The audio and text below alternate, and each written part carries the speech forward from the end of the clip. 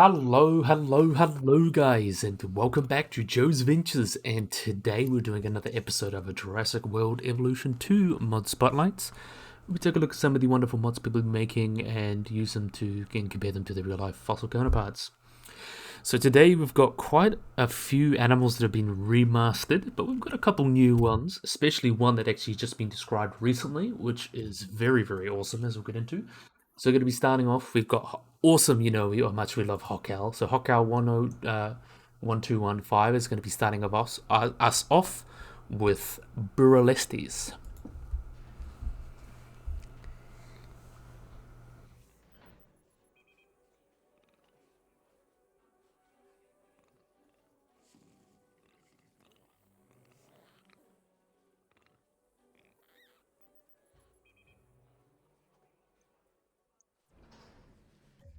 So here's the wonderful Buriolestes. Look at these cute little guys.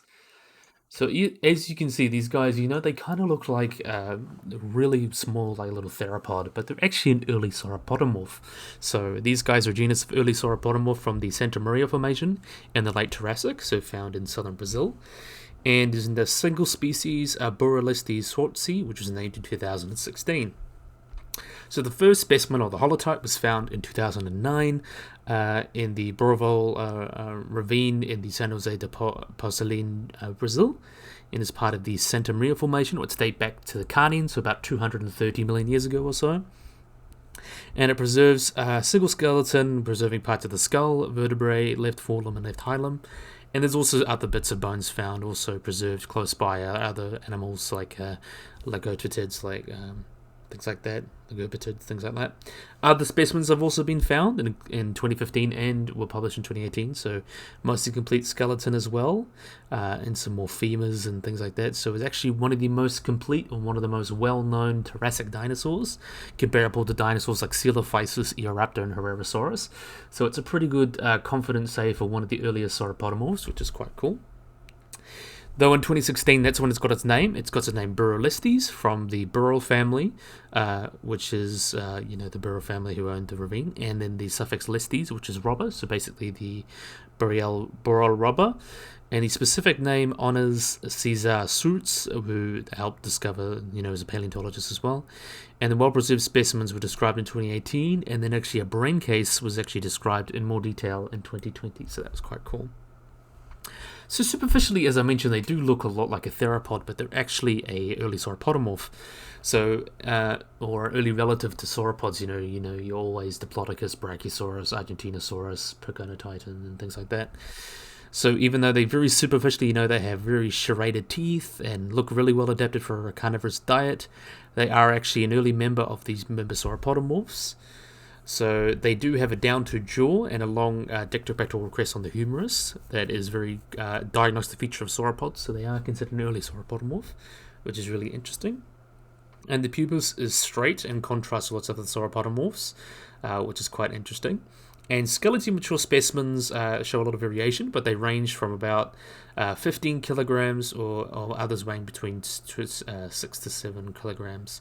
So the bust specimen is actually the first big one found. So it's very interestingly, even at this age, they were getting decent size. So obviously 7 kilos is nothing compared to a 80-ton sauropod, but these show that sauropods really did have their small beginnings, which is quite cool. And then in 2022, they actually looked at the postcranial of some of the earliest Saurischian dinosaurs and discovered that in the late Carnian included Gethnovorax and Sauropodomorphs, Panpardosaurus and Buriolestes, actually showed that these invasive air sacs were actually absent and their bones were not pneumatized. So it actually suggests that in dinosaurs having air sacs, so in animals like pterosaurs, theropods, and sauropodomorph, wasn't something that they had evolved into. So it's something that evolved separately in those 3 lineages. So that's quite interesting to show that air sacs evolved multiple times in 3 different lineages. So that's quite cool. And they are considered, as I mentioned, quite basal to the sauropodomorph family tree. So they find them quite basal around things like Eoraptor, Panophagia, Saturnalia, I think we've already covered, and Pandarosaurus, which is quite cool. And these guys were, unlike a lot of their later relatives, were carnivores, so they were eating a lot of small vertebrates and invertebrates, though later on they would actually become herbivores, independently. It's something that's independently evolved a lot in even theropods, various theropods like Dinosaurs and Oviraptorosaurs, not Oviraptors, Ornithomimosaurs. Then you also have Ornithischians and Sauropodomorphs that became herbivorous, which is very interesting. And then there's coexistence of Buriolestes and Ichthyotitan, and this actually shows that these guys had quite a simultaneous presence of both dinosaurs and non-dinosaur dinosauromorphs in these habitats. Suggests that after there was a radiation of dinosaurs, they didn't like just quickly replace them, so they would have lived a lot with other non-dinosaur animals like Diectodonts and other archosaurs and things like that until they went extinct around the Jurassic, and then that's when the dinosaurs really started to take over, and these guys evolved into the giant sauropods that we all know and love. So yeah, really cool guy. We always do love a mod from Hockowl. Love all these early sauropodomorphs he's been making too. So next up, we have got another really cool animal. This is Silosaurus. The Silosuchus.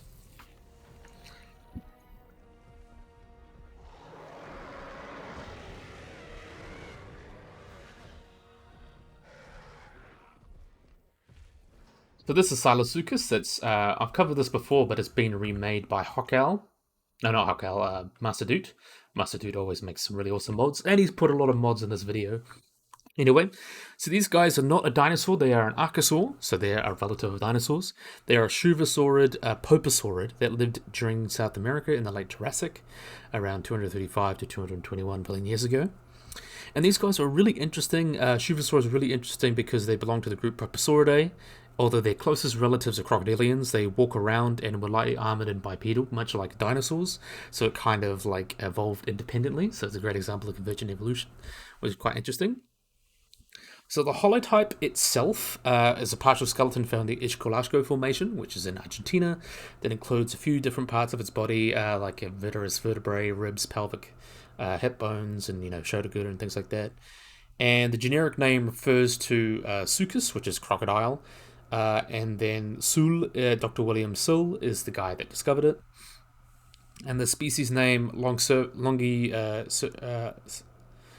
cervical, so Longicervix is the cervical vertebrae. And then later studies show that while its neck was long, it was a pretty normal trait for Shuvosaurus. So while it did have a long neck, it wasn't weird because its relatives had long necks. And a reconstruction of this fossil was actually presented in the National University of San Juan in Argentina to honor Dr. William Duby-Sill, who is actually quite an important paleontologist from San Juan, and is the only known name of genus of bipedal poposaurid currently known from outside North America, but its relatives include things like Shuvosaurus, Pycnonemosaurus poposaurus, and Ephygia, which is interesting.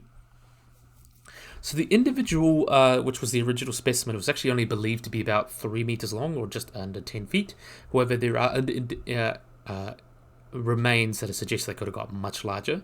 There's an isolated cervical vertebrae that was initially thought to come from the giant Sarosuchus, who was a different relative, but actually was found to belong to Silosuchus, which which would have made it about 9 to 10 meters long. Which would have made it among the largest terrestrial pseudoseuchians. So it really got a big size up real quickly. And yeah, which is really cool. And they actually also have, in their heads, they have large pockets on their side, the neck and back vertebrae, which is very interesting. And they have a lot of other really cool, interesting traits that are very interesting compared to other poposaurids and archosaurs. So yeah, really cool. And I'd love to see this remake. Ooh, I believe it was based off the Komodo dragon, Planet Zoo Komodo dragon, just to give it that nicer texture.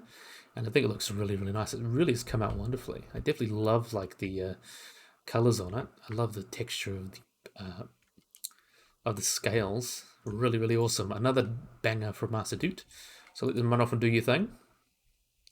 So this is a mod I've covered probably about half a dozen times, but we're going to go through it anyway. So this is Master Doot's Torvosaurus, who keeps remaking over and over again. So I'm just going to go over the species this time. I'm not going to spend too much time because I've already gone into detail about Torvosaurus a decent amount of times, but I'm just going to go through each species. So the first one I believe here is Guernii.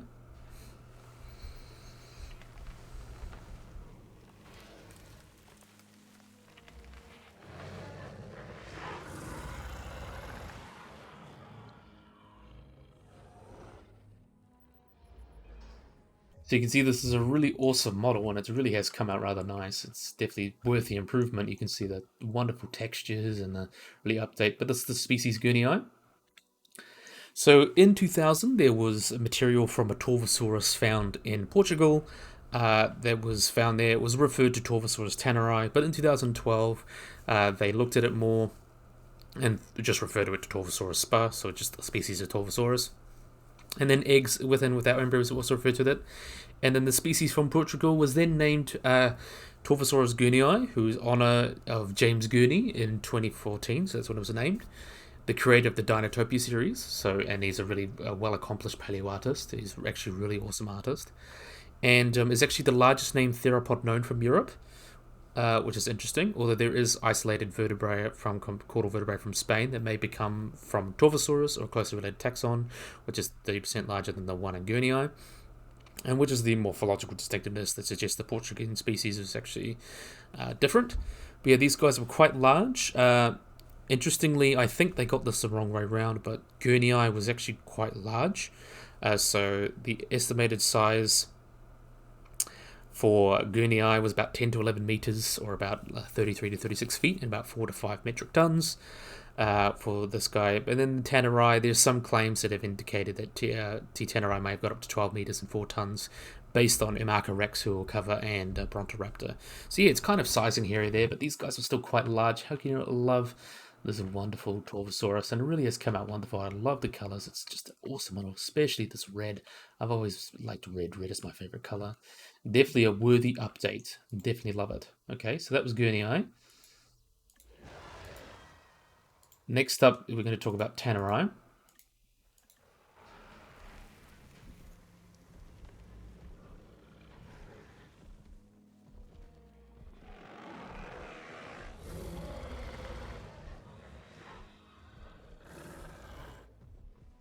So you can see we're getting slightly bigger. Tanneri is also considered the default Torvosaurus, but you can see he's got a little bit bigger again. So these guys, as I mentioned, because I kind of consider the smaller one, but they're based on things like Imaca Rex, they're considered to be up to 12 meters. But this guy was first discovered in 1971 in Colorado, discovered from a giant thumb claw of a theropod, and then was shown to James Alvin Jensen, who worked at Brigham Young University, who actually looked at the dry mesochore and then found more remains, and it was excavated. And then the type species Tanneri was described in 1979 by Peter Malcolm Galt and Jensen. And Torvosaurus means like savage. Torvo means savage, Torva savage, and Saurus means lizard.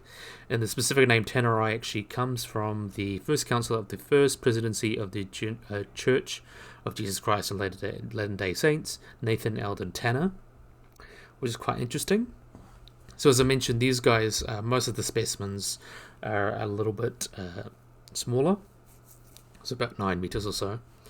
But claims even made like American species up to 12 meters because of Tanneri. However, most reasonable estimates suggest that Tanneri was about 9 meters long, so a little bit smaller than Guernii, but because of these big species like Imaca Rex, things like that, even though they could be different species, the bigger sizes. So we could say this is just a small Tanneri, and then the Imaca Rex would be a big Tanneri, which is kind of how it works. But yeah, really, really cool. Definitely love the colors on this one. See, that one's got a really nice pattern to it.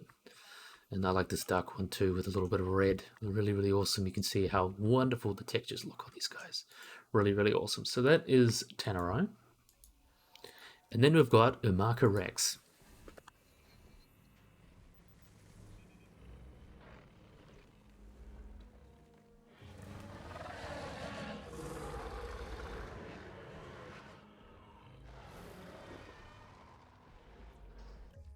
So really, really nice. I really love the colors on this one too, especially this like red one. That came out really nice. Or this black one. Black always looks good on dinosaurs. It's really, really good. So this is, as I mentioned, Imaca Rex. So in 1992, there was the fossils of a large theropod found in Como Bluff in Wyoming that included a skull, pelvic girdle, and pelvic and rib elements, and was named by Robert T. Barker as Imaca Rex. And then suggested it was impressive at the size, and it would rival T-Rex in size, and viewed it as approximately like the natural ceiling for large theropods to get about, 12 meters long, though that seems Spinosaurus kind of bucks that trend, but it did something different ecology. But now it's considered a junior synonym or just a type or just a large individual of Torvosaurus tanneri. But there's not a really decent analysis been carried out yet. But also the same animal or the same site has been rated comparable to it, the Nomanubium, Brontoraptor, which is another one found as well. But they are kind of considered the same. However, these guys still need to be reclassified, and there still needs to be looked at them. There's not really a consensus that they're adult. They could potentially be a different species or just adult tanneri.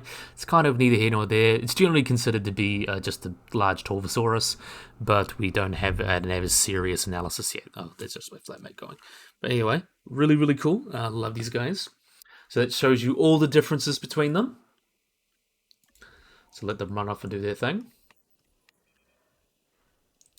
So next up, so as I mentioned, a lot of these guys from Silosuchus and all the different cosmetics. So if you go into your hatchery, the different cosmetics, the default is Tanneri, then there's Gurnii and Amaka Rex, which are the different cosmetics that you can pick. But yeah, they're all done by Master Doot. Next one's also done by Master Doot. We've got Tenontosaurus.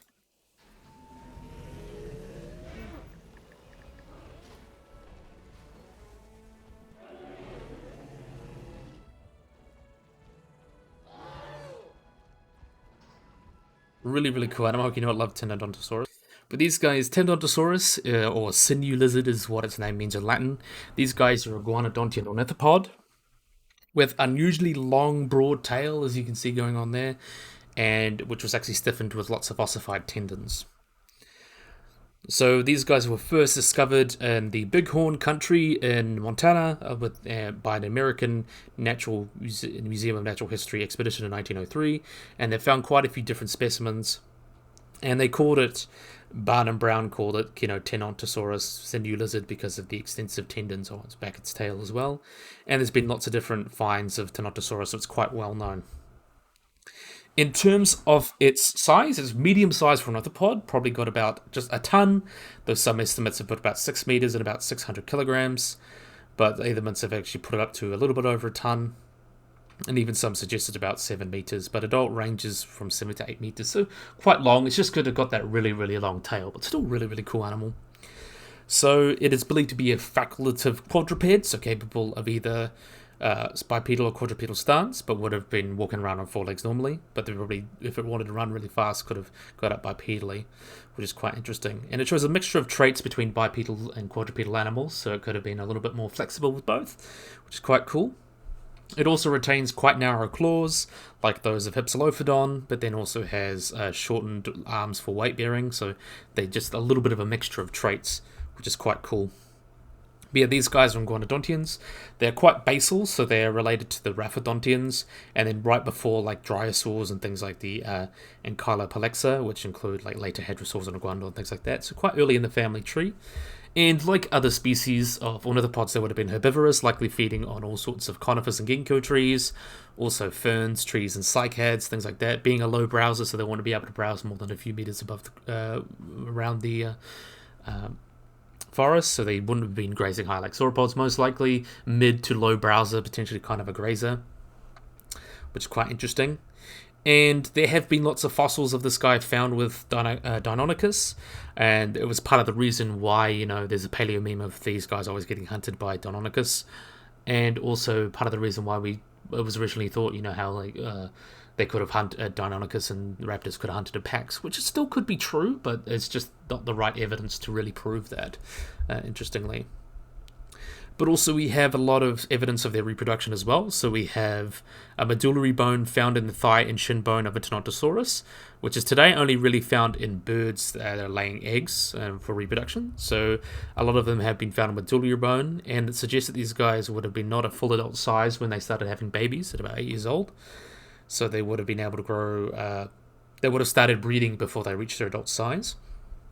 And however, a study showed actually they grew quite quickly early in their life during the subadult ontogeny, but then grew really slowly into the years approaching maturity, which is quite unlike other iguanodontians. So in terms of who they lived with, they lived in the Cloverleaf Formation, so they lived with animals like Sauropelta and Deinonychus, but all sorts of different crocodiles and other animals like Microvenator, sauropods and ornithopods, and lots of different species of mammals and turtles, things like that, which is quite interesting. So a really rich formation. This would have been as well with the Western Interior Seaway in the middle of the Americas. And then there's other areas that have been found, like because they came from the late 18th stage of the early Cretaceous, about 120 million years ago. Potentially would have lived with animals like Sauroposeidon, Acanthosaurus, animals like that in some areas as well. And the climate would have been, both places that have been found, it probably would have been still quite warm, arid to semi-arid, with seasonal periods of rainfall and droughts. However, during a few million years, it actually shifted to quite increased rainfall and was like modern Louisiana in terms of its climate. And they seem to be quite adaptable, so they were able to deal with a lot of these big changes. But yeah, really, really cool. How can you not love these guys? Look at this wonderful Tenontosaurus. And this has been changed, to make it fit accurate size. And you can see how really long that tail is. Really, really awesome. Definitely a big fan. So let you run off and do your thing. So we've got here as well, we've got another animal. This is Yangchuanosaurus, done by Danobi, who's kind of come back a bit. So let's have a look at Yangchuanosaurus.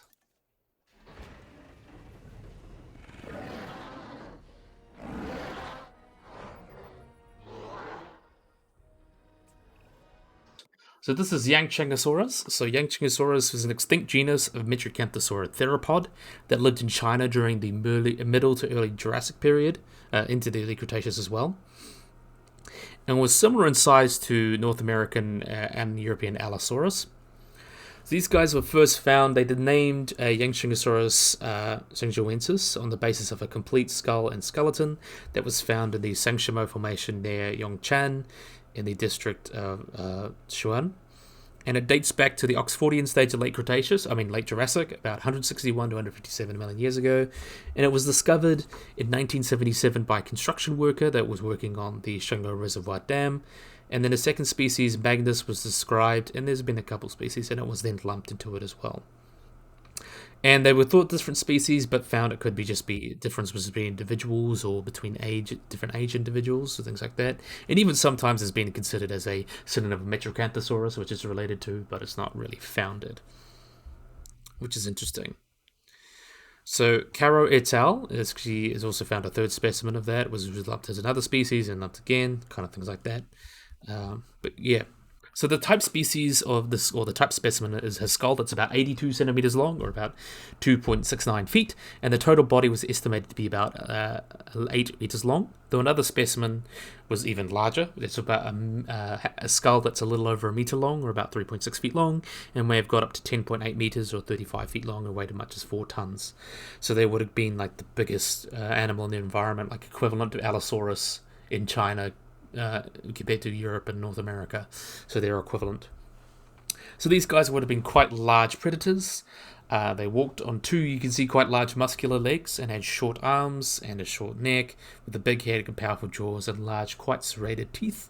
They also had a long, massive tail that was about half its length, and the first digit as well had a small dew claw, which is interesting, and 3 other toes actually bared the weight, so very similar to other animals.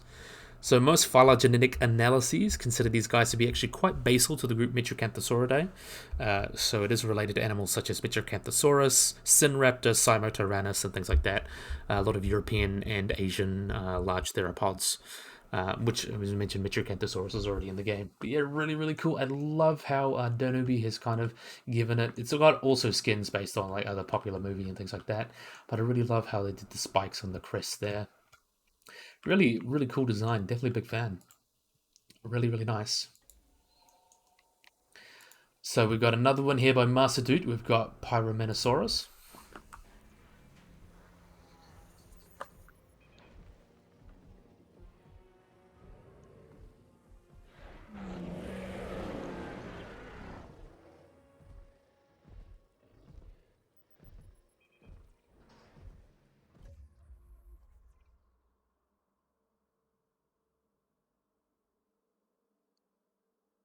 So this is a really nice one. I really love the colors on this guy. It's actually come out rather well. So I'll have a look at you. I like the colors of you with the green.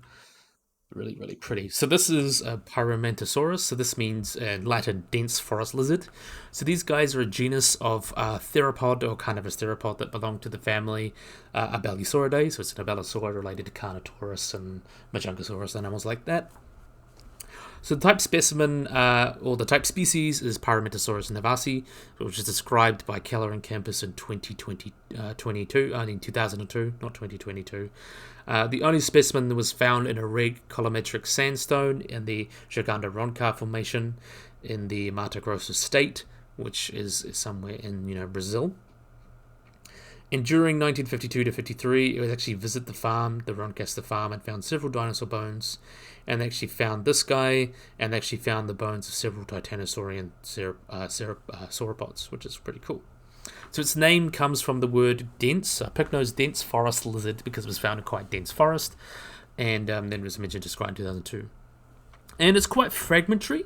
The elements are well preserved though, but indicate they were partially exposed, but have been well abraded. That includes some caudal vertebrae, bits of the tibia, amphibius, and a bit of the pelvis as well. And it suggests, and it's actually a little bit different than a lot of other abelisaurs, so it's kind of considered, that's why it's different. So it's enough to tell that it's a abelisaurid, but it's different enough from other abelisaurs to be considered its own species. Initial size estimates, though, put it about 7 meters long and about 1.2 tons, but other estimates, later analyses, actually consider it to be larger, which is quite weird considering a lot of dinosaurs, we often oversize them. So it's found to be quite larger, likely to be about 8.9 to 9 meters, and weighing about 3 tons. And this is considered to be the largest of all the abelisaurs, which is quite interesting. We are really, really cool. And in terms of abelisaur, it's related to animals such as Lulucan and Viavinata, so it's in its own kind of clade right before, like an early relative of Carnotaurus, which is quite interesting. So really, really cool. And I love the patterns that Masadu has given it. Really, really awesome. And like all the variation, he really has stepped up his modding game so much more, and like an incredible amount. Really, really awesome. So let them run off and do their thing, of course. So next up, we've got next ones done by Netraptor, Castle Cog, and I don't know who the other one is.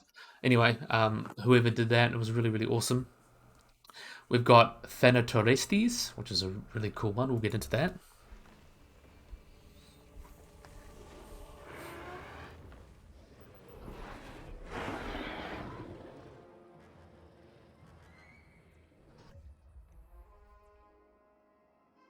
A lot of blue ones. We'll have a look at. Let's find one that's not blue. We want one that's a little bit happy about life, I guess. Yeah, we'll have a look at you. So this is Thanatotheristes, which means a reaper of death, or literally death harvester in Latin, with the reference of Thanatos, which is death. So these guys are a genus of Tyrannosaurid dinosaur that comes from Laramidia during the late Cretaceous, approximately between 80.1 to 79.5 million years ago. And it's only known from a single species, Thanatotheristes dagorum, and fossils of the taxon have been found in the foremost formation in Alberta, Canada, with other types of dinosaurs such as Xenoceratops and Culepocephalae. And the holotype specimen is actually just a right maxilla, pretty much. Right jugal, right postorbital, so different parts of the skull. The estimated length of the skull has been about 800 millimeters, or about 31 inches. So about the smaller than its closer relative of Daspletosaurus. But the holotype individual is actually not known to be sexually mature or osteologically mature by the time of death. And there's been a second specimen referred to it that's another subadult, but it's kind of hard to tell. The formal description of this guy was described in 2020, and the formal description of these guys erected actually a new clade within Tyrannosauridae, which has had Daspletosaurinae, as they're related to Daspletosaurus. And this is a sister taxon clading comprising Zuching tyrannus, as well Tarbosaurus and Tyrannosaurus. And then it includes T. Dengorum, Daspletosaurus, the Horneri, and then another Tyrannosaurid from the Dinosaur Park Formation. And a lot of people have considered them to lump into Daspletosaurus, and a lot of people have been debate whether how many species of Daspletosaurus there are. But they are found to be really separated from a lot of other species, so Bertosaurines and Daspletosaurines would have lived around Canada and northern US, and then southern Laramidia there would have been animals like Bersa, Versa, Tetraphonius, and Lythronax. So it shows there's a bit of a decline in that area, which is really cool. And as I mentioned, there's been results that have been considering that the synapomorphies are inadequate, so they may refer to it as species or just a specimen of Daspletosaurus. And then there's been debates on whether they're actually different species, and how much debates, back and forth, all that. But yeah, really, really awesome. Really nice model regardless. I love the colours on this guy. I love the patterns. And I really like the kind of little brown horns that it's got. It really is a nice model. Really, really cool. Awesome. So anyway, but last but certainly not least, we've got a really, really cool big animal. So let's have a look at... this was done by Gushy Gore. We've got Ichthyotitan.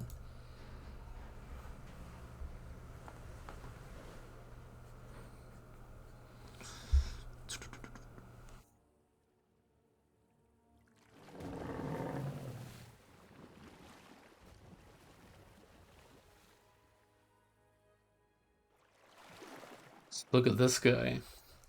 So this is Ichthyotitan. We'll wait for him to swim. Look how big he is. Just a unit. An absolute unit. Let's see if we can find a good vantage point to look at his face. Oh, there we are. That's a good picture. I like that. Have to zoom out a little bit though. So this is Ichthyotitan. So this was actually just described weeks ago by Dean Lomax et al. So really, really interesting. So this is an extinct genus of giant ichthyosaur from the late Jurassic, known from the Westbury Mudstone Formation in Somerset, England. It is believed to be a sensauroid, so related things like Sensaurus and Yangchuanosaurus, and it extends the family's range quite into the late Jurassic, so it makes it quite a bit older. Gosh, I can't speak today. But this is actually being considered evidence they were still thriving right up to their extinction at the Jurassic extinction event. So there is a couple specimens that have been described. There's been described specimens of giant ichthyosaurs, but this is finally giving them a name.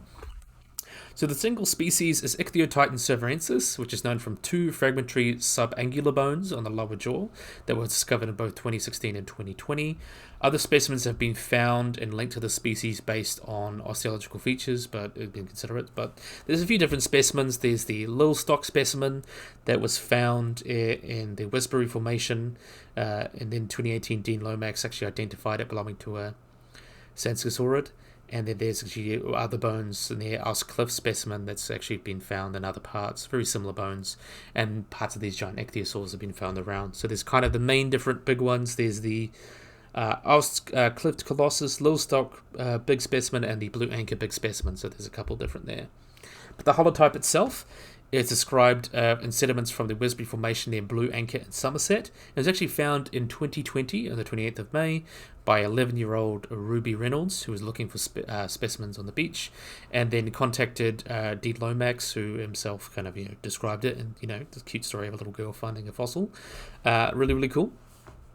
And the specimen is considered to be a right subangular, which is more complete than the Little Stock specimen, but fragments have proposed to be the angular bones. And the histological evidence suggests that it's actually a young adult or a subadult, so it could potentially be still growing. And multiple organisms, including bivalves, would have been on it, suggesting there were signs of scavenging before it was fossilized. And then in 2024, there's been other fragmentary parts that have been discovered, especially around the world of giant ichthyosaurs. It's kind of like a meme, looking for giant ichthyosaurs. But Ichthyotitan, so basically just means fish titan. Ichthyo means fish, and saurus means lizard. Ichthyotitan, so it's the giant fish lizard or giant fish titan fish. Really big. And there's other possible remains that have been found in Germany and France of really big ichthyosaurs that could belong to this. It could be other species of giant ichthyosaurs. We can get into that. So they're the only Sansosaurid and giant ichthyosaur known from the Rutian, which is actually found 30 million years after a lot of their relatives. So they're one of the latest and greatest, you could say. In size estimates, there's a lot of different estimates of these giant, ichthyosaurs, comparing them even to like a blue whale. Like Little Stock specimen was suggested to be about 26 meters, so nearly the size of a blue whale. And then based on the height and things like that, some of these made about 22 meters. And then the Oss specimen, which has been tentatively linked to this guy, has been estimated between 30 and 35 meters, or about 98 to 150 feet long. So they should show they could be even rivaling blue whales in size. So they are estimates, so I wouldn't get too much of your hopes up. But the main estimate for Ichthyotitan itself, the specimens that we have, is about 25 meters. And considering they were still growing, very likely could have gotten bigger.